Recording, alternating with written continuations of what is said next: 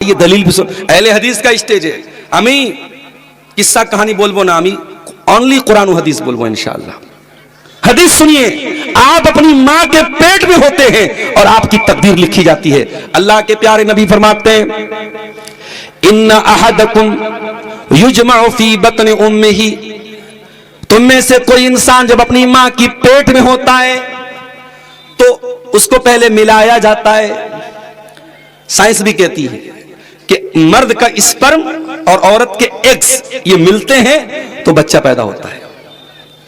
तो अल्लाह के नबी कह रहे हैं कि मां के पेट में मिलाया जाता है।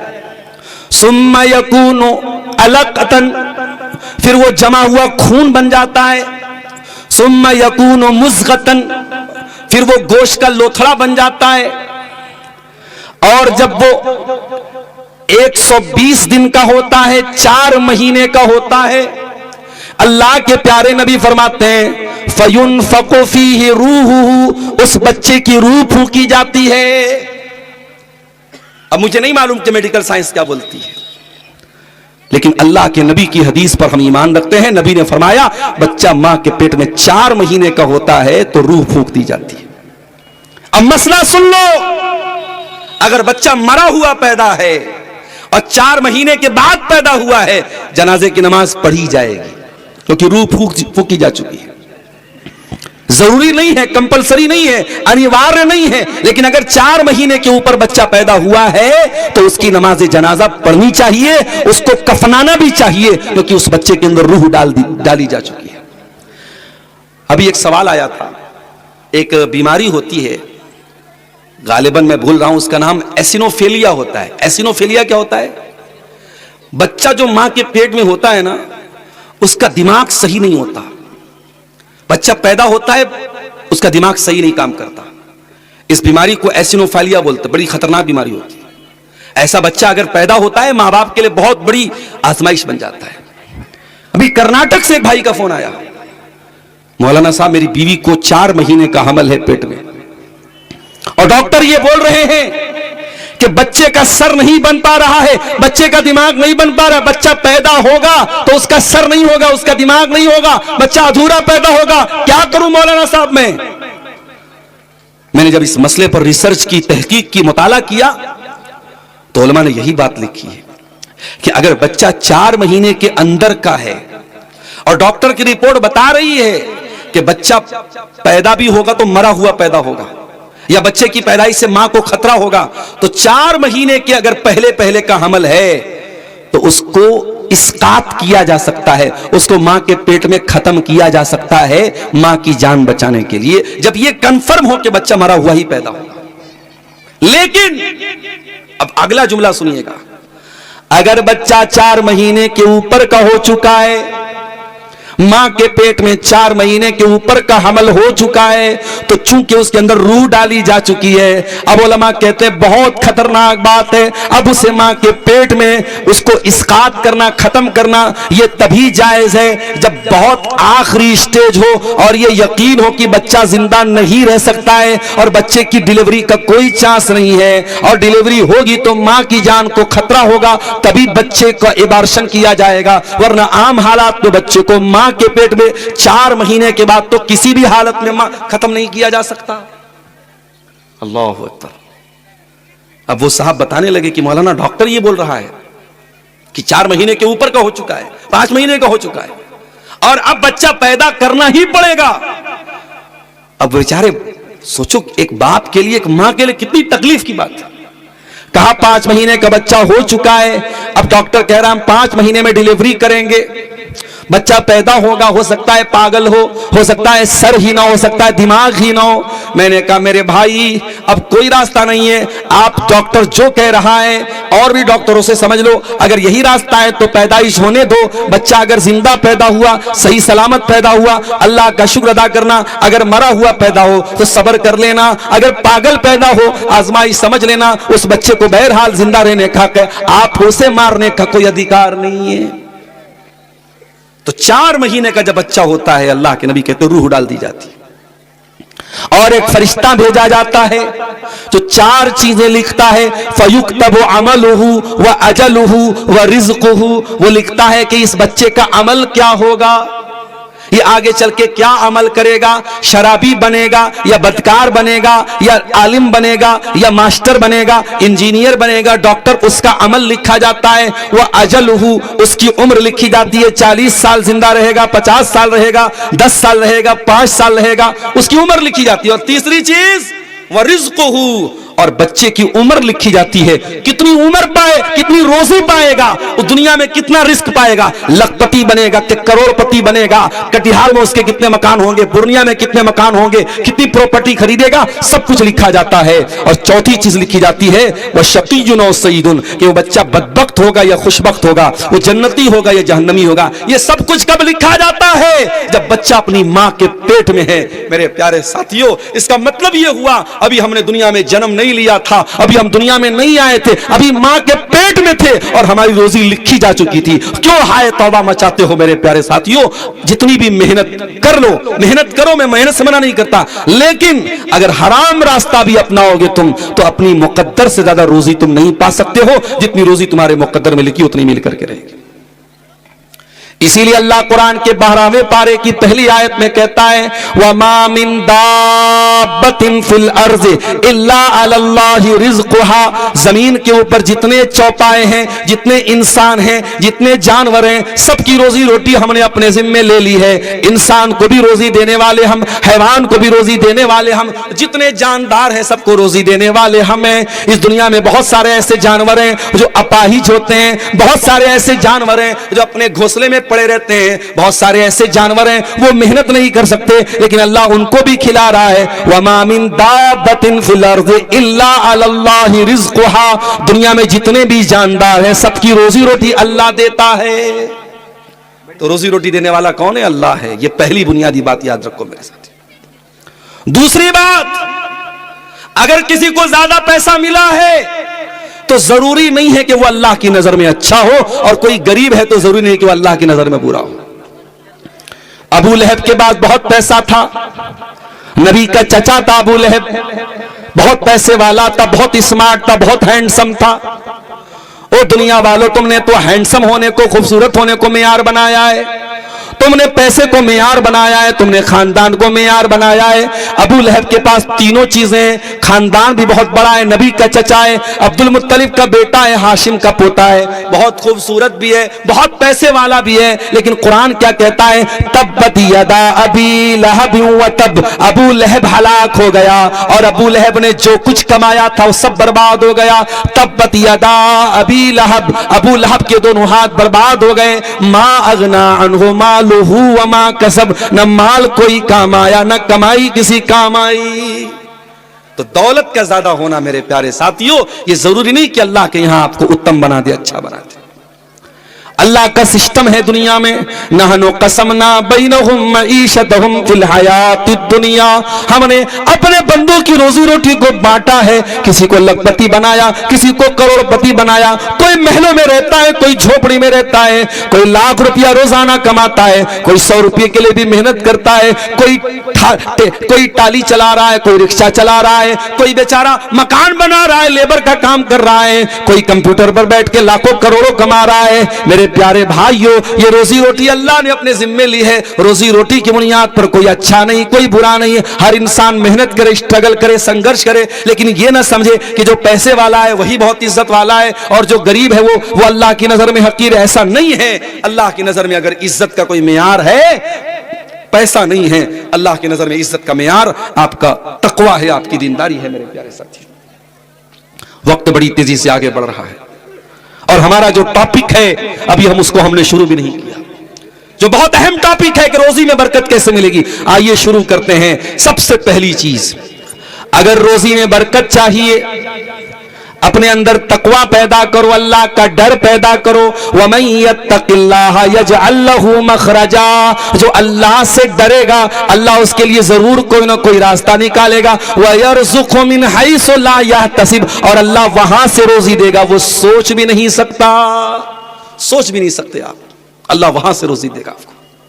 तकवा पैदा करो, आप अगर गुनाह के काम करेंगे, शराब पिएंगे, जिना करेंगे, झूठ बोलेंगे, गीबत करेंगे, अपने हाथों से दूसरों को तकलीफ पहुंचाएंगे, फिर आप ये उम्मीद मत रखिए अल्लाह बरकत देगा आपको। मेरे प्यारे भाइयों, अल्लाह बरकत तभी देगा जब आप अल्लाह की बात मानेंगे, जब आप मुत्तकी बनेंगे। अल्लाह कुरान में कहता है वलौ अन्न अहलल कुरा आमनू वत्तकू लफतहना अलैहिम बरकातिम मिनस समाई वल अर्दी। अगर ये लोग ईमान वाले बन जाएं, अगर ये मुत्तकी बन जाएं, तो हम आसमान से और जमीन से बरकत के दरवाजे खोल देंगे इनके ऊपर। एक सहाबी, नाम नोट कर लो, अब्दुर्रहमान बिन औफ, मक्का से हिजरत करके मदीना आए। अल्लाह के प्यारे नबी ने नाम ले लेकर के मक्का के मुहाजिरों को और मदीना के अंसारियों को भाई भाई बनाया था। आपने अब्दुर्रहमान बिन औफ को भाई बनाया साद बिन रबी का। साद बिन रबी अंसारी साहबी हैं, बहुत पैसे वाले साहबी हैं, बहुत खजूरों के बागात उनके पास हैं। उन्होंने कहा है मेरे भाई अब्दुर्रहमान, ये मेरे खजूरों के बाग हैं, आ जाओ मैं बंटवारा कर देता हूं, आधा तुम ले लेना, आधा मैं ले लेता हूं। ये मेरे पास धन है, दौलत है, रुपया है, पैसा है, आधा तुम ले लो, आधा मैं ले लेता हूं। अरे अब्दुर्रहमान, अभी तुम नए नए मदीना में आए हो, तुम्हारी शादी भी नहीं हुई है, तुमको घर भी बसाना है, तुमको परिवार भी बनाना है। अरे अब्दुर्रहमान, मेरी 4 बीवियां हैं, तुम किसी एक को पसंद कर लो, मैं तलाक दे देता हूं। 3 हैज की इद्दत गुजारने के बाद मेरी उस बीवी से तुम निकाह कर लेना, तुम्हारा घर भी बस जाएगा, तुमको बिजनेस भी मिल जाएगा, तुमको मकान भी मिल जाएगा। मेरे प्यारे भाइयों, अगर हम होते, सोचते फ्री में नौकरी भी मिल रही है, छोकरी भी मिल रही है, फ्री में रिश्ता भी लग रहा है, फ्री में सब कुछ मिल रहा है, मगर सहाबा बड़े खुददार थे, बड़े गैरतमंद थे, बड़े इज्जत वाले थे। हजरत अब्दुर्रहमान बिन औफ ने कहा है मेरे भाई साद बिन रबी, अल्लाह तेरे माल में बरकत दे, अल्लाह तेरे कारोबार में बरकत दे, मुझे तेरी बीवी से शादी नहीं करना, मुझे तेरा माल नहीं चाहिए। ऐ साद बिन रबी, मैं तो बिजनेसमैन आदमी हूं, मैं तो व्यापारी आदमी हूं, मैं तो कारोबार करने वाला आदमी हूं, मुझे बाजार का पता बता दे। हजरत अब्दुर्रहमान को बाजार का पता बताया गया और उन्होंने पनीर का और घी का कारोबार शुरू किया और पहले छोटे पैमाने पर शुरू किया, फिर अल्लाह ने बहुत बरकत दी, उनको करोड़पति हो गए और शादी करते हैं। और शादी को बीवी में खजूर, बीवी को मेहर में खजूर की गुठली के बराबर सोना अपनी बीवी को मेहर में देते हैं। इसका मतलब यह हुआ कि अगर आप सच्चे दिल के साथ, ईमान के साथ, नेक नियति के साथ, अगर तकवा के साथ काम करेंगे, अल्लाह ताला जरूर आपको रोजी रोटी देगा। मेरे साथियों, अल्लाह बरकत देगा आपको। जब आपकी जिंदगी में तकवा ही नहीं होगा, जब आपकी जिंदगी गुनाहों से भरी होगी, तो कुरान क्या कहता है, ज़हरल फसादु फिल बर्रि वल बहरि बिमा कसबत ऐदिन नास। मेरे बंदो, जमीन में जहां पर भी तुमको बिगाड़ नजर आ रहा है, तबाही नजर आ रही है, वो तुम्हारे अपने करतूतों का नतीजा है। और आगे बढ़िए, बरकत हासिल करने का दूसरा रास्ता, इस्तिगफार पढ़िए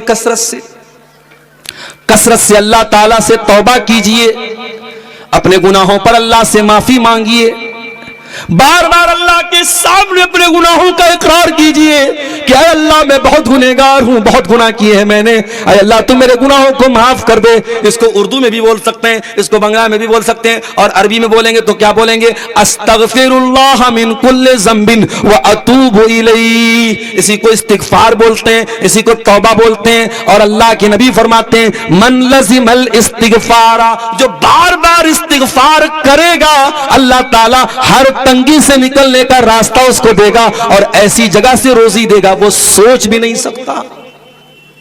इमाम हसन बसरी के पास एक आदमी आया, उसने कहा इमाम साहब शादी के कई साल हो गए, औलाद नहीं हो रही है, कहा जाओ इस्तिगफार करो।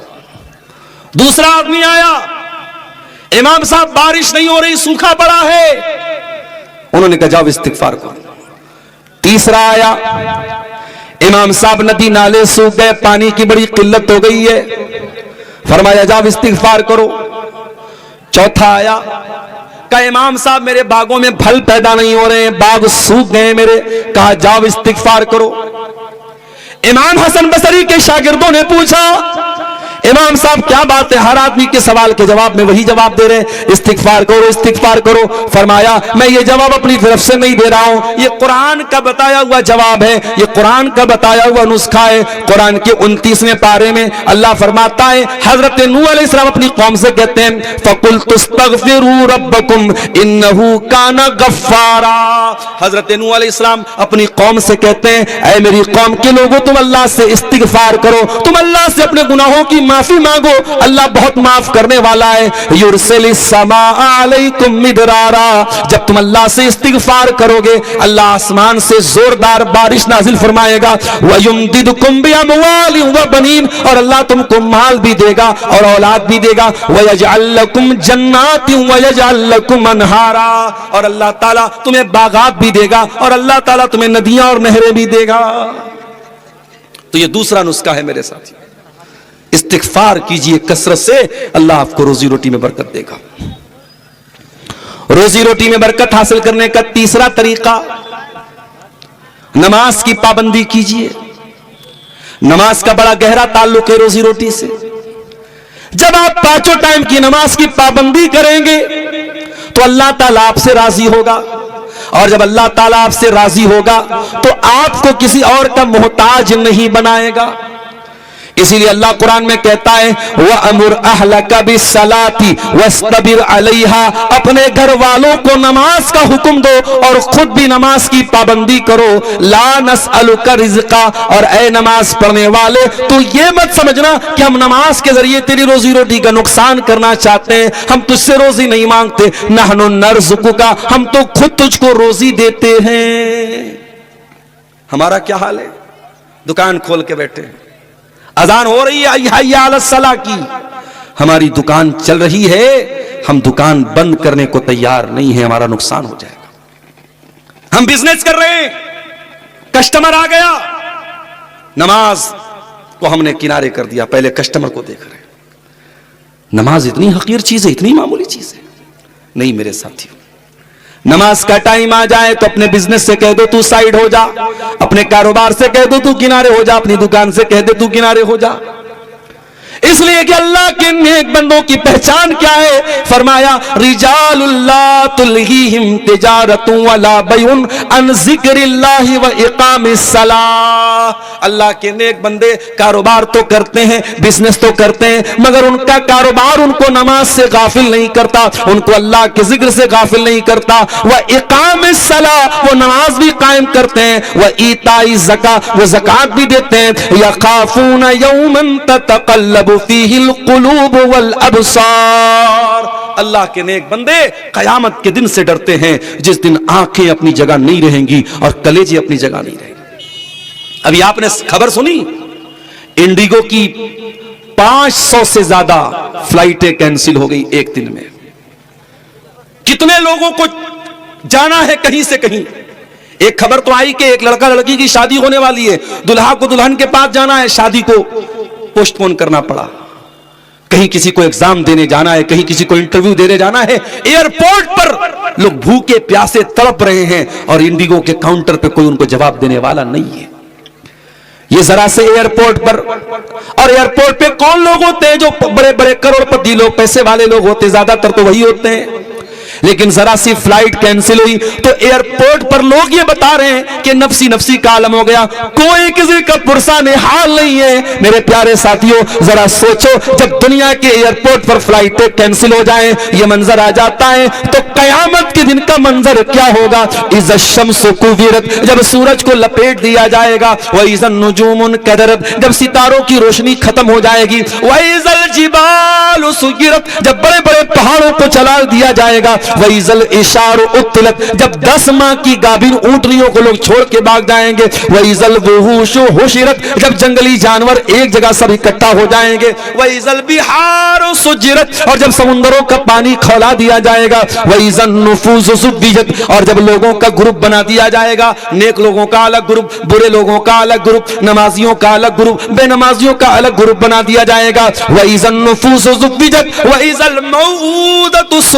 और जब जिस बच्ची को जमीन में गाड़ा गया था, जिस बच्ची को दुनिया में मारा गया था, उससे पूछा जाएगा भी अय्य ज़ंबिन कुतिलत, कि ऐ मासूम बच्ची तुझे किस अपराध की सजा दी गई। वो कयामत का दिन होगा मेरे साथी। जो नमाज पढ़ता है उसके दिल में यह डर होता है कि कयामत आने वाली है। इसलिए मेरे प्यारे साथियों, अगर अपनी रोजी रोटी में बरकत चाहते हो तो नमाज पढ़ो। और एक जुमला मेरा और नोट कर लो, नमाज को नमाज की तरह पढ़ो। मौलाना अताउल्लाह शाह बुखारी कहा करते थे, नमाजी 4 टाइप के होते हैं, ठाठ के होते हैं, 8 के होते हैं, 360 के होते हैं और खाट के होते हैं। किसी ने पूछा मौलाना क्या मतलब? कहा ठाठ के वो होते हैं जो 5 टाइम के नमाजी होते हैं, 8 के वो होते हैं जो जुमा मस्जिद में आते हैं, जुमा की नमाज पढ़ते हैं, और 360 के वो होते हैं जो ईद की और बकरीद की नमाज पढ़ते हैं। और फरमाया खाट के वो होते हैं जो किसी के जनाजे में जाके खड़े हो जाते हैं। फरमाया कि ये 4 टाइप के नमाजी होते हैं, तुम फैसला कर दो तुम कौन से नमाजी हो लोगों। नमाजी बनना है तो ठाठ के नमाजी बनो, 5 टाइम के नमाजी बनो, और नमाज की ऐसी चिंता हो तुमको जैसे मोबाइल की चिंता होती है। मोबाइल जरा सा डिस्चार्ज हो जाए, अब्दुल गफ्फार साहब परेशान हो जाते हैं, पता नहीं किसका किसका कॉल आया होगा, किसका किसका मैसेज आया होगा, जल्दी से चार्जर तलाश करते हैं। चार्जर नहीं मिले तो इंसान बेचैन हो जाता है, मेरा मोबाइल जल्दी से ऑन हो जाए। जैसे तुमको मोबाइल की चिंता है, जैसे तुमको अपने कॉल की चिंता है, अपने मैसेज की चिंता है, उससे ज्यादा तुमको नमाज की चिंता होनी चाहिए। अल्लाह के नबी फरमाते हैं कि कयामत के दिन अल्लाह ताला कुछ खुश नसीब बंदों को अर्श का साया देगा। उन खुश नसीब बंदों में एक बंदा वो भी होगा, वरजुलुन क़ल्बुहु मुअल्लक़ुन बिल मसाजिद, वो आदमी जिसका दिल मस्जिद में अटका हो, जिसको नमाज की चिंता हो। और नमाज, अपने बच्चों को भी नमाज का आदी बनाओ मेरे साथियों। अल्लाह के प्यारे नबी फरमाते हैं मुरू औलादकुम बिस्सलाति व मबनाउ सबिन, जब तुम्हारे बच्चे 7 साल के हो जाएं उनको नमाज का हुक्म दो, और जब 10 साल के हो जाएं और नमाज न पढ़े तो तुम उनकी पिटाई करो। तो ये तीसरी चीज है, नमाज की पाबंदी कीजिए। चौथी चीज, रोजी रोटी में अगर बरकत हासिल करना है, चौथा काम क्या करना पड़ेगा आपको? अपने आप को अल्लाह की इबादत के लिए खाली करना होगा। अल्लाह के नबी फरमाते हैं, अल्लाह ताला कहता है तफर्रग li इबादती, ऐ मेरे बंदे तू इबादत के लिए अपने आप को खाली कर दे। जब तू मेरी इबादत के लिए अपने आप को खाली कर लेगा, जब तू मेरी इबादत के लिए टाइम निकालेगा, तो ऐ मेरे बंदे मला तो सद्र का गिना, मैं तेरे दिल को मालदारी से भर दूंगा, मैं तुझे दिल का अमीर बना दूंगा, मैं तुझे दिल का मालदार बना दूंगा। माफ करना मेरे भाइयों, ज्यादा पैसा होना मालदारी नहीं है, ज्यादा पैसा होना मालदारी नहीं है। बड़े बड़े करोड़पतियों को भी रात में नींद नहीं आती, उनको नींद की दवा लेनी पड़ती है। बहुत पैसा है, शुगर की बीमारी है, मीठा नहीं खा सकते, चिकन नहीं खा सकते, मटन नहीं खा सकते। इसका मतलब दौलत से आप सब कुछ नहीं खरीद सकते। लिहाजा अल्लाह के नबी फरमाते हैं लईसल गिना अन कसरतिल अर्ज़, ज्यादा पैसा होना और ज्यादा सामान होना ये मालदारी नहीं है। वलाकिन्नल गिना गिनन नफ्स, इंसान का दिल गनी हो, इंसान दिल से मालदार हो, ये असल मालदारी है। मेरे प्यारे साथियों, अल्लाह ताला कहता है तू मेरी इबादत के लिए अपने आप को खाली कर ले मेरे बंदे, मैं तेरे दिल को गनी बना दूंगा, तेरे दिल को सुकून की दौलत दे दूंगा, तेरी गरीबी को दूर कर दूंगा। और अगर हाय दुनिया में तू लगा रहेगा, सिर्फ दुनिया के चक्कर में तू लगा रहेगा, तो मैं तेरे दिल को बेसुकूनी से भर दूंगा और तेरी गरीबी को और बढ़ा दूंगा। और आगे बढ़िए, रोजी रोटी में अगर बरकत हासिल करना है, एक काम और करना पड़ेगा, गरीबों की मदद, मिस्कीनों की मदद, यतीमों की मदद करनी पड़ेगी। अल्लाह के प्यारे नबी फरमाते हैं इन्नमा तुरज़क़ूना बिज़ुअफ़ाइकुम, तुमको जो रोजी मिलती है कमजोरों की वजह से मिलती है। 2 भाई थे अल्लाह के नबी के दौर में, एक भाई काम धंधा करता था, दूसरा भाई नबी के पास आकर के तालीम हासिल करता था। जो भाई काम धंधा करता था, एक मर्तबा वो अल्लाह के रसूल के पास आया और अपने उस भाई की शिकायत करने लगा, ये तो कोई काम धंधा नहीं करता है, ये तो बैठ करके आपके पास कुरान सीख रहा है, हदीस सीख रहा है, नबी का दीन सीख रहा है। वो अपने उस भाई की शिकायत करने लगा और अपनी वाहवाही करने लगा। अल्लाह के नबी ने फरमाया, खामोश हो जाओ, लअल्लका तुरज़क़ु बिही, हो सकता है कि तुमको रोजी इसी की वजह से मिल रही हो। ये गरीब है, ये कमजोर है, लेकिन दीन का काम कर रहा है, दीन का इल्म हासिल कर रहा है, इसको तुम हकीर न जानो, इसको तुम मामूली न समझो। हो सकता है कि इसी की वजह से अल्लाह तुम्हारी रोजी में बरकत दे रहा है। लिहाजा अगर दौलत में बरकत चाहिए तो वो वाला मिजाज मत बनाओ, चमड़ी चली जाए दमड़ी न जाए, वो मिजाज मत बनाओ। दौलत मिली है, गरीबों पर खर्च करो, यतीमों पर खर्च करो, भाइयों पर खर्च करो, मां बाप पर खर्च करो, खर्च करो मेरे प्यारे साथी। अल्लाह ताला कुरान में हमसे कहता है, व अनफिकू मिम्मा रज़क़नाकुम मिन क़ब्ल अन यातिया अहदकुमुल मौत। मेरे बंदो, तुम अल्लाह की राह में खर्च करो इसके पहले कि मौत आ जाए। फयकूल, और इंसान कहे, रब्बी लौला अख्खरतनी इला अजलिन करीब, ऐ अल्लाह काश कि तुम मुझे थोड़ी सी मोहलत दे दे, काश कि थोड़ा सा टाइम दे दे, फ़असद्दक़, मैं सदका कर लूं, मैं खैरात कर लूं, व अकुम मिनस सालिहीन, और मैं भी नेक बन जाऊं। लेकिन मरने का टाइम आ गया तो अब एक मिनट की फुर्सत, आपको एक पल की फुर्सत भी नहीं मिलेगी। मेरे प्यारे साथियों, इससे पहले कि मौत आ जाए, जिंदगी में तंदुरुस्ती की हालत में, अल्लाह के नबी ने फरमाया, सबसे बेहतरीन सदका वो है जो इंसान व अंत सहीहुन शहीहुन, जो इंसान तंदुरुस्ती की हालत में करे, माल की मोहब्बत उसके दिल में है, उसको मालदारी की उम्मीद है, गरीबी का डर है, उस आलम में जो इंसान सदका खैरात करता है, अल्लाह को वो दान, वो पुण्य, वो सदका अल्लाह को। और आगे बढ़िए, रोजी रोटी में अगर बरकत हासिल करना है, लोगों को खाना खिलाइए, मेहमान नवाजी कीजिए। मेहमान नवाजी करने से भी घर में बरकत आती है। अल्लाह कुरान के 29वें पारे में कहता है, और आज जुमा का दिन था, आपने फजर की नमाज अगर पढ़ी होगी, फजर की नमाज में इमाम साहब ने दूसरी रकात में यह आयत आपको सुनाई होगी। अल्लाह फरमाता है, व युतइमून अत्ताम अला हुब्बिही मिस्कीनन व यतीमन व असीरा। मेरे नेक बंदे गरीबों को खाना खिलाते हैं, यतीमों को खाना खिलाते हैं, कैदियों को खाना खिलाते हैं, और जब खाना खिलाते हैं तो क्या कहते हैं, इन्नमा नुतिमुकुम लिवजहिल्लाह, हम तुमसे तारीफ सुनने के लिए खाना नहीं खिला रहे हैं, हम थैंक यू सुनने के लिए, हम जज़ाकल्लाह खैर सुनने के लिए तुमको खाना नहीं खिला रहे हैं। इन्नमा नुतिमुकुम लिवजहिल्लाह, हम तो तुमको अल्लाह को राजी करने के लिए खाना खिला रहे हैं। ला नुरीदु मिनकुम जज़ाअन वला शुकूरा, हमें तुमसे कोई बदला, कोई शुक्रिया नहीं चाहिए। खाना खिलाओ लोगों को।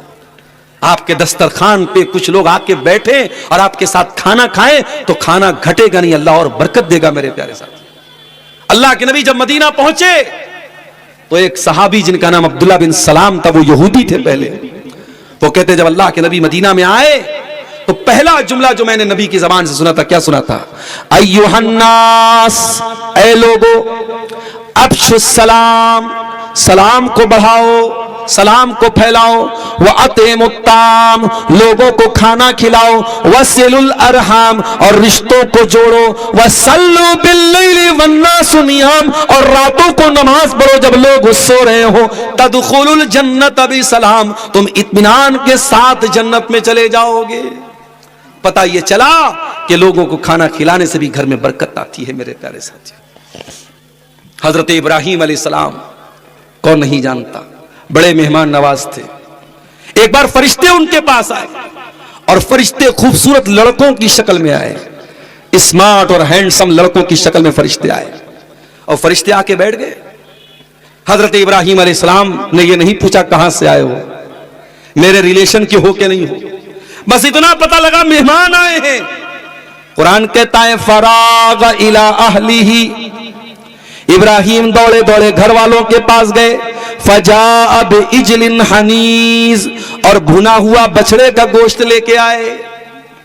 पता ये चला कि मेहमान नवाजी में सबसे बेस्ट आइटम कौन सा है, आलू गोभी की सब्जी नहीं है, क्या है, गोश्त है। गोश्त से बेहतरीन मेहमान नवाजी नहीं हो सकती। सबसे बेहतरीन आइटम क्या है?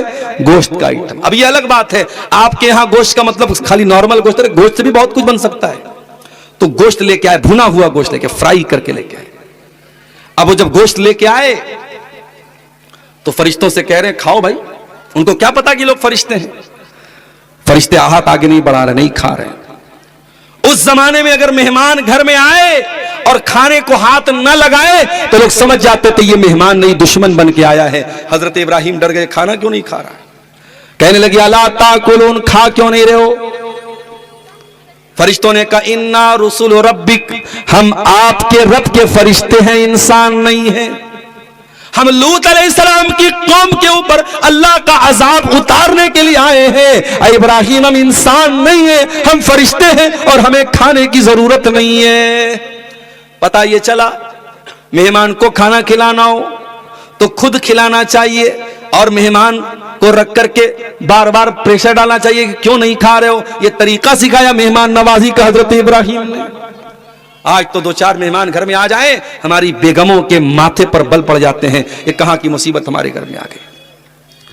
आज की औरतें माफ करना मेहमान नवाजी में बहुत पीछे है मेरे प्यारे साथी। नबी के दौर में एक मेहमान आया, नबी ने अपने घर में पता लगवाया किसी के घर में खाने को कुछ है। नबी की 9 बीवियां थी, किसी के घर में खाने को कुछ नहीं।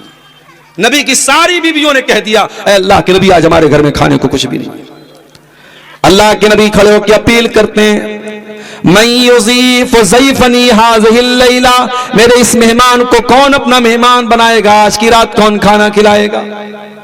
हजरत अबू तलहा खड़े हुए, अल्लाह के नबी आपके मेहमान को मैं खाना खिलाऊंगा।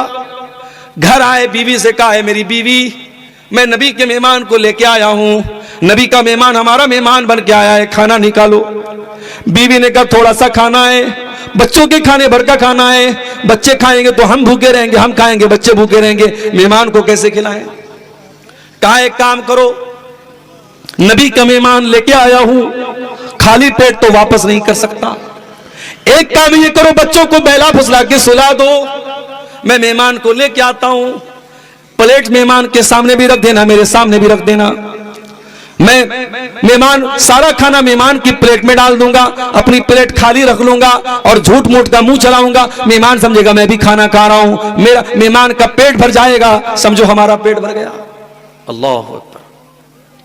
साहबी अबू तलहा मेहमान को लेके आए और इसी तरीके पर अमल किया। सारा खाना मेहमान की प्लेट में डाला और खुद की प्लेट को खाली छोड़ दिया, खुद भूखे रह गए, मेहमान को खाना खिलाया। अगले दिन सुबह जब अल्लाह के नबी के पास पहुंचे, अल्लाह के नबी ने फरमाया ऐ अबू तलहा, तुम्हारे जैसे लोगों के बारे में कुरान की आयत नाजिल हो गई है, वयूसिरूना अला अनफुसिहिम वलौ कान बिहिम खसासा। अल्लाह के कुछ ऐसे बंदे भी होते हैं जो अपना हक कुर्बान करके दूसरों की मदद करते हैं। मेहमान नवाजी करो मेरे प्यारे साथ, इससे भी आपकी रोजी रोटी में बरकत आएगी। और आगे बढ़िए, रोजी रोटी में अगर बरकत हासिल करना है, अपने रिश्तेदारों का पता लगाइए। अगर आप सिकोरना में रहते हैं, अगर आपकी कुछ रिश्तेदारी प्राणपुर में, कुछ रिश्तेदारी कटिहार में है, कुछ रिश्तेदारी मनिहारी में है, आप अपने रिश्तेदारों को पता कीजिए। अगर उनको कोई जरूरत है, उनकी जरूरत पूरी कीजिए, उनके सुख में काम आइए, दुख में काम आइए। इसको शरीयत में कहते हैं सिला रहमी। और जब आप सिला रहमी करेंगे तब आपकी रोजी रोटी में बरकत होगी। अल्लाह के प्यारे नबी फरमाते हैं तअल्लमू मिन अंसाबिकुम मा तसिलून बिही अरहामकुम। ओ लोगों, अपने रिश्तेदारों के बारे में जाना करो, पहचाना करो। आप तो गांव के रहने वाले हैं, बनारस जैसे शहर की मैं बात करता हूं। और 2 कदम और आगे बढ़ो, आज कलकत्ता आप चले जाएं, आप दिल्ली चले जाएं, आप मुंबई चले जाएं, जो बड़े बड़े शहर हैं, मेट्रो सिटीज हैं, वहां बड़े बड़े फ्लैट में लोग रहते हैं। और एक फ्लैट में रहने वाला अपने पड़ोस के फ्लैट में कौन जिंदा हो रहा है, कौन पैदा हो रहा है, कौन मर रहा है, कौन आ रहा है, कौन जा रहा है, इससे कोई मतलब नहीं रखता है। शहरों की जिंदगी ऐसी होती है मेरे साथियों, किसी को किसी से कोई मतलब नहीं है। कौन मेरा रिश्तेदार है, किसके घर में मैयत पड़ी है, ना उसके जनाजे में जाते हैं, ना उसकी कफन दफन में शरीक होते हैं। इस्लाम की ये तालीम नहीं है मेरे प्यारे साथियों। जो आपके रिश्तेदार हैं, जो आपके करीबी लोग हैं, आप उनके सुख दुख में शामिल होइए, उनकी शादियों में जाइए, वो मर जाएं, उनका इंतकाल हो जाए, उनके जनाजे में जाइए और वहां जाकर के आप उनके काम आइए। इसको सिला रहमी बोलते हैं। और अल्लाह के नबी फरमाते हैं जब तुम ऐसा करोगे उससे नतीजा क्या निकलेगा, उससे फायदा क्या मिलेगा? फ़इन्नहा महब्बतुन फिल अहली, इससे परिवार में मोहब्बत पैदा होगी। व मनसातुन फिल असरी, और तुम्हारे मरने के बाद भी तुम्हारा नाम जिंदा रहेगा। व मसरातुन फिल माली, और माल में बरकत होगी, पैसे में बरकत होगी। और आप एग्जाम्पल देख लीजिए, आप अपने गांव में देख लीजिए, कोई हाजी साहब थे, कोई सेठ जी थे, कोई गांव के मुखिया जी थे, बहुत गरीबों की मदद करते थे। आज मरने के बाद भी लोग उनको याद करते होंगे, लोग याद करते हैं। और जब आप अपने रिश्तेदारों के काम आएंगे तो वो रिश्तेदार आपको दुआएं देंगे, और वो दुआएं जब आपको देंगे मेरे प्यारे साथियों, तो अल्लाह आपके माल में बरकत देगा। जब आप ज़कात निकालें, जब आप दान करें, सदका करें, खैरात करें, तो पहले अपने करीब के रिश्तेदारों के, अपने खानदान के लोगों को तरजीह दें। अगर आपके करीबी लोगों में, खानदान के लोगों में कोई जरूरतमंद है, पहले आप उसको सदका खैरात दें, पहले उसको दान दें, पहले उसको ज़कात दें। जब आप अपने करीबी लोगों को ज़कात देंगे, अल्लाह के नबी फरमाते हैं अपने रिश्तेदार को जब आप सदका करेंगे तो डबल सवाब मिलेगा, सदका करने का भी सवाब मिलेगा और आपको सिला रहमी करने का भी सवाब मिलेगा। और आगे बढ़िए, रोजी रोटी में बरकत हासिल करने का एक और तरीका शरीयत ने बताया।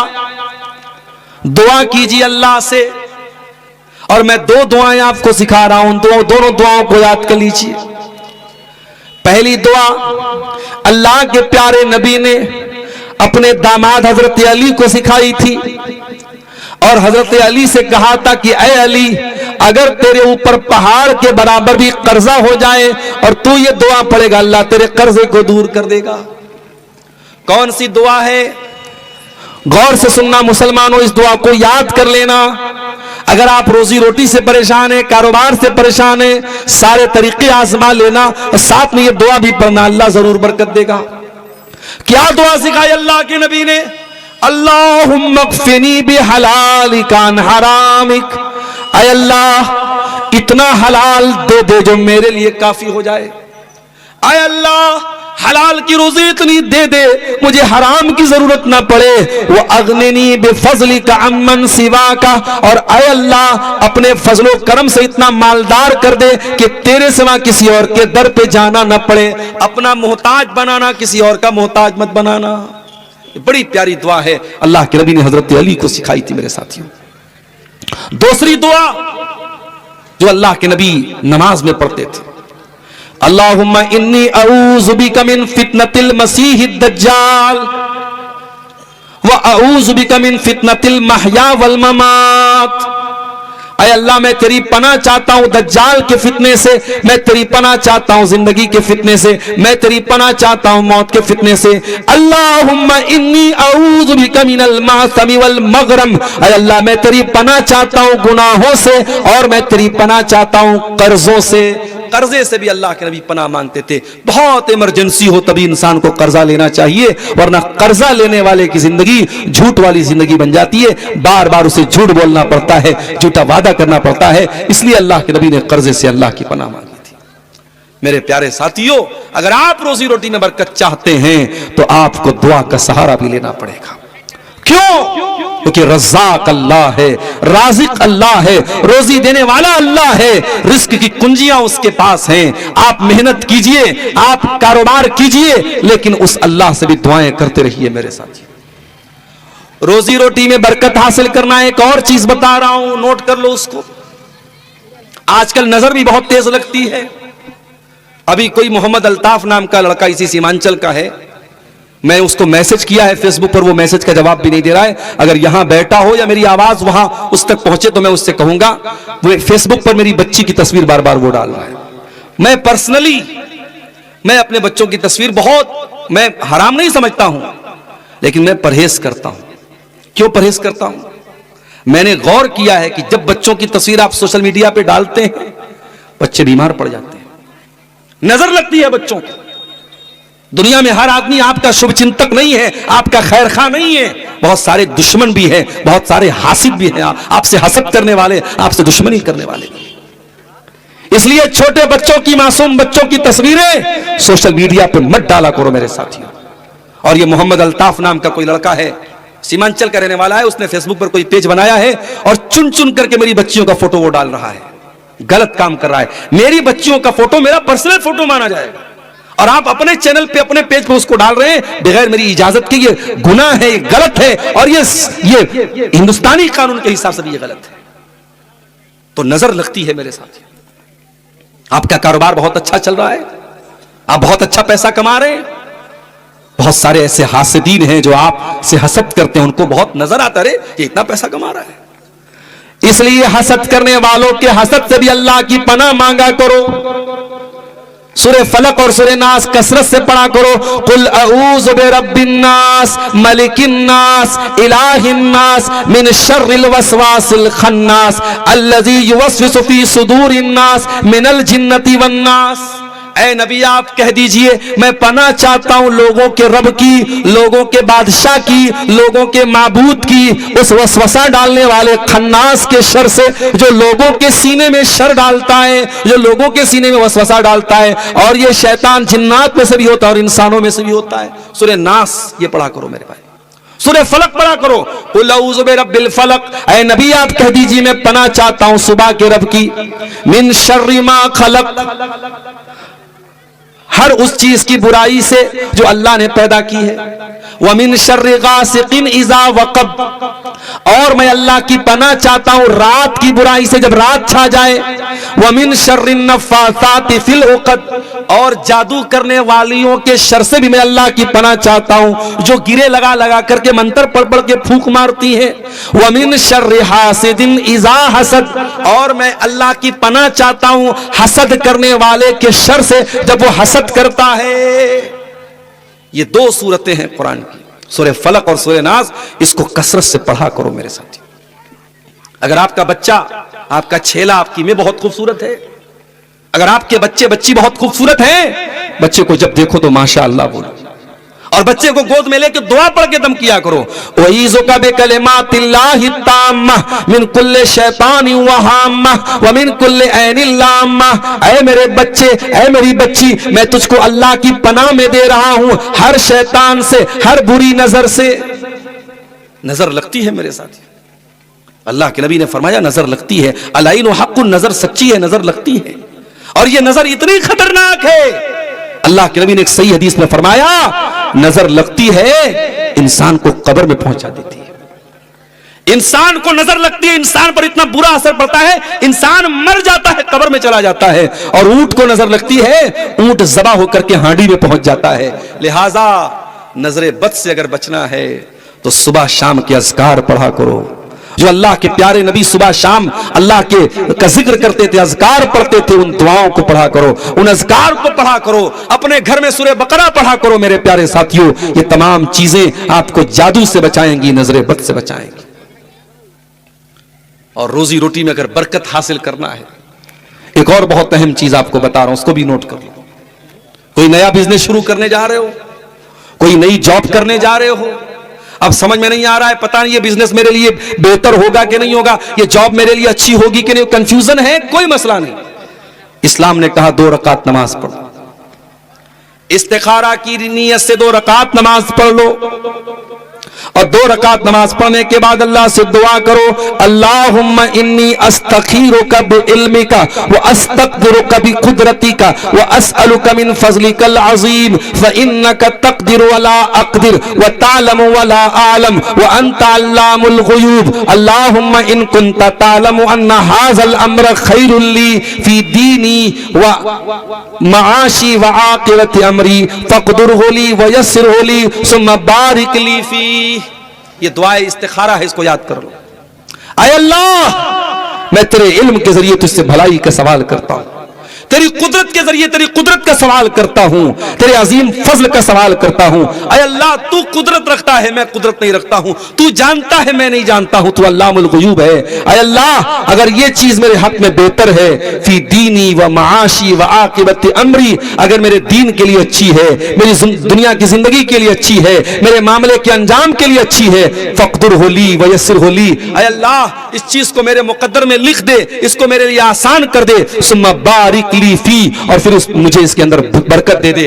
व इन कुंता तालमु अन्ना हाज़ल अम्र शर्रुल ली फी दीनी व महाशी व आकिबत अमरी, और ऐ अल्लाह, मैं जो दुकान खोलने जा रहा हूं, मैं जो कारोबार करने जा रहा हूं, मैं जो जॉब करने जा रहा हूं, अगर ये मेरे हक में बुरी है, फी दीनी, मेरे दीन के लिए बुरी है, व माशी, मेरी दुनिया की जिंदगी के लिए बुरी है, व आकिबत अमरी, मेरे अंजाम के लिए बुरी है, फसरिफ अन्नी वसरिफनी अन्हो, तो ऐ अल्लाह, तो मुझको इससे फेर दे, इसको मुझसे फेर दे। वक़्दुर ली अल खैर हैसु कान, और मेरे लिए अल्लाह मेरे मुक़द्दर में भलाई लिख दे, जहां भी भलाई हो मेरे मुक़द्दर में लिख दे। ये इस्तिखारा की दुआ है। 2 रकात नमाज पढ़ करके इस्तिखारा की ये दुआ पढ़ लीजिए। उसके बाद अगर आपका दिल इत्मीनान, अगर मुतमईन होता है कि हाँ आपको ये जॉब करनी चाहिए, तो जॉब शुरू कर दो। अगर आपका दिल कहता है कि हाँ ये कारोबार करना चाहिए, तो आप कारोबार शुरू कर दो। लेकिन अगर ये दुआ पढ़ने के बाद भी और ये 2 रकात नमाज पढ़ने के बाद भी आपका दिल मुतमईन नहीं होता है, और ये दुनिया के किसी भी चीज में इस्तिखारा कर सकते हैं आप। अगर आपका रिश्ता कहीं लगा है, लड़की बहुत अच्छी है, लेकिन आपका दिल मुतमईन नहीं हो रहा है कि मुझे उस लड़की से शादी करना चाहिए कि नहीं करना चाहिए, वहां पर भी आप इस्तिखारा की नमाज पढ़ सकते हैं। किसी लड़की का रिश्ता लगा है, लड़का ठीक ठाक है, माँ बाप को पसंद है, लेकिन लड़की का दिल मुतमईन नहीं हो रहा है कि मुझे उस लड़के से रिश्ता करना चाहिए नहीं करना चाहिए, वहां पर भी इस्तिखारा की नमाज पढ़ी जा सकती है। और जब तक दिल को इत्मीनान ना हो जाए, बार बार इस्तिखारा करते रहो। जब दिल एक चीज पर जम जाए और दिल एक चीज पर इत्मीनान हो जाए दिल को, उसके बाद वो काम कर दो। जब आप इस्तिखारा करके वो काम करेंगे तो अल्लाह ताला बरकत देगा। मेरे प्यारे साथियों, अगर रोजी रोटी में बरकत हासिल करना है तो आपको इस्तिखारा भी करना चाहिए। अब एक चीज और बयान करके मैं अपनी गुफ्तगू को खत्म करूंगा। आप अगर रोजी रोटी में बरकत चाहते हैं तो एक काम आप और कीजिए, मशवरा कीजिए। आप ये समझ लीजिए कि आप सबसे अक्लमंद हैं, फिर भी आप दूसरों से मशवरा कीजिए। मशवरे में खैर है मेरे प्यारे साथियों। अल्लाह कुरान में अपने नबी से कहता है, वशाविरहुम फिल अमरी, ऐ नबी आप अपने सहाबा से मशवरा किया करें, अपने सहाबा की राय लिया करें, सहाबा से मशवरा करके कोई काम किया करें। आज हमारे मदरसे क्यों बर्बाद हो रहे हैं? आज हमारे इदारों में क्यों टूट फूट चल रही है? क्योंकि हर जगह तानाशाही है, हर जगह डिक्टेटरशिप है। अरे डिक्टेटरशिप से मुल्क भी तबाह हो जाता है, देश भी बर्बाद हो जाता है। जब मशवरा करने वाले अच्छे लोगों से, आप मदरसे की कमेटी चला रहे हैं, आप कोई फैसला करें, मदरसे की कमेटी को बिठा करके मशवरा करके करें। मुसलमानों का काम मशवरे से होना चाहिए। अगर आपके घर में कोई बिजनेस हो रहा है, 4 भाई 5 भाई मिलकर काम कर रहे हैं और बिजनेस में लॉस हो रहा है, बिठाओ सारे भाइयों को, भाई हमको इस बिजनेस में लॉस हो रहा है, चलो कुछ और सोचते हैं। 4 भाइयों के साथ आप बैठ करके मशवरा करेंगे, 4 तरीके का दिमाग उसमें लगेगा, और जब 4 तरीके का दिमाग लगेगा तो अल्लाह ताला जरूर कोई ना कोई रास्ता निकालेगा। और जब आप मशवरा करेंगे और उसके बाद अगर आपका डिसीजन गलत भी हो जाएगा, तो चूंकि सबके मशवरे से वो काम हुआ था, इसलिए आप पर अकेले इल्जाम नहीं आएगा। और जब आप बगैर मशवरे के कोई काम करेंगे, सारा इल्जाम आपके सर पे आएगा, किसी ने अपने मन से ही काम किया था इसलिए काम बिगड़ गया। तो मशवरे में मेरे प्यारे साथियों खैर है, आप मशवरा कीजिए और मशवरा करके आप कोई काम आगे बढ़ाइए, इंशाअल्लाह अल्लाह ताला उसमें बरकत देगा। और एक चीज और रह गई थी, अगर अल्लाह ने ताकत दी तो हज कर लो मेरे भाई, उमरा कर लो। अगर पैसे वाले हो, हज और उमरा कर लो। हज और उमरा करने से भी रोजी में बरकत आती है। अल्लाह के नबी फरमाते, ताबिउ बैनल हज वल उमरा, बार बार हज करो, बार बार उमरा करो। फइन्नहु यनफिल फक्र कमा यनफिल कीरु खुबसल हदीद। बार बार हज और उमरा करोगे तो तुम्हारी दौलत में बरकत आएगी और तुम्हारी गरीबी खत्म हो जाएगी। जैसे लोहार की भट्टी में जब लोहा डाला जाता है तो लोहे का मैल कुचैल दूर हो जाता है, वैसे ही तुम्हारे गुनाह भी दूर हो जाएंगे, तुम्हारे घर से गरीबी भी दूर हो जाएगी। लिहाजा आपके पास पैसा है, इंतजार मत करो हम 50 साल के हो जाएंगे तब हज करने जाएंगे। अल्लाह की कसम लोग रोते हैं मक्के में जाने के बाद। कोई बेचारा व्हील चेयर पे उमरा कर रहा है, कोई बेचारा दूसरों के सहारे से तवाफ कर रहा है, लोग रोते हैं और अफसोस करते हैं, काश उन्होंने जवानी में हज कर लिया होता, काश उन्होंने जवानी में उम्रा कर लिया होता। अगर अल्लाह ने आपको नवाजा है मेरे प्यारे साथियों, तो आप जरूर अपनी सेहत की हालत में और जवानी की हालत में आप हज और उम्रा कर लीजिए मेरे साथियों। इसी तरीके से सीमांचल में ये जलसे होते हैं और इन जलसों में चंदा होता है और आप ला करके चंदा देते हैं। ये जो चंदा आप देते हैं, दान देते हैं मदरसों में, मस्जिदों में, कब्रिस्तान में, ये जो दान देते हैं आप ये मत समझिए कि आपने 1000 रुपया दे दिया तो 1000 रुपया का आपका नुकसान हो गया। नहीं नहीं नहीं, नहीं। अल्लाह के प्यारे नबी फरमाते हैं रोजाना अल्लाह के 2 फरिश्ते दुआ करते हैं। एक फरिश्ता दुआ करता अल्लाहुम्मा आती मुनफिकन खलफा, ऐ अल्लाह जो तेरी राह में खर्च कर रहा है, जो दान दे रहा है, जो सदका खैरात कर रहा है, तो उसको बेहतरीन बदला दे। और दूसरा दुआ करता है अल्लाहुम्मा आति मुमसिकन तलफा, ऐ अल्लाह जो कंजूसी कर रहा है, जो बखीली कर रहा है, जो अपने माल को खर्च नहीं कर रहा है, तो उसके माल को बर्बाद कर दे। आप नजर उठा के देख लीजिएगा, जो लोग अपने पैसे से खर्च नहीं करते हैं अल्लाह की राह में, उनका पैसा कभी यहां डूब गया, कभी वहां डूब गया, उनका पैसा ज्यादा डूब जाता है। लिहाजा अपने माल को बर्बादी से बचाना है, माल में बरकत पैदा करना है, तो अल्लाह की राह में खर्च भी किया करो मेरे प्यारे साथियों। तो ये चंद बातें रोजी रोटी में बरकत के ताल्लुक से आपके सामने रखी हैं। एक दुआ और आपको सिखा देता हूं, बड़ी प्यारी दुआ है, अल्लाह के नबी पढ़ा करते थे अल्लाहुम्मा इन्नी अस्अलुकल हुदा वत्तुका वल अफाफ वल गिना। ऐ अल्लाह मैं तुझसे हिदायत मांगता हूं, ऐ अल्लाह मैं तुझसे पाक दामनी मांगता हूं, ऐ अल्लाह मैं तुझसे अल्लाहुम्मा इन्नी अस्अलुकल हुदा वत्तुका, ऐ अल्लाह मैं तकवा मांगता हूं और पाक दामनी मांगता हूं और गिना मांगता हूं, मालदारी मांगता हूं।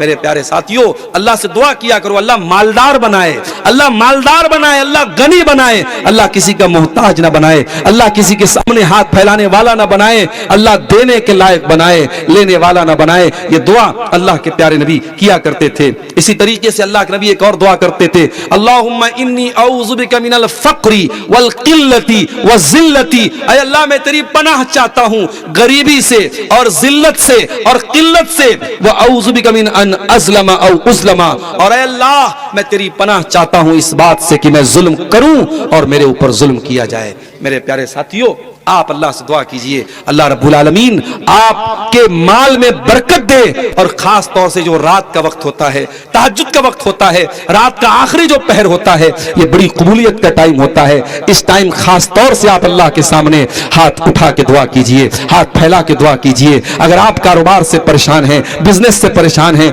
नौकरी नहीं लग रही है, जॉब नहीं लग रही है, दुनिया की सारी कोशिशें कीजिए, लेकिन साथ में अल्लाह से जरूर दुआएं कीजिए मेरे प्यारे साथियों। वही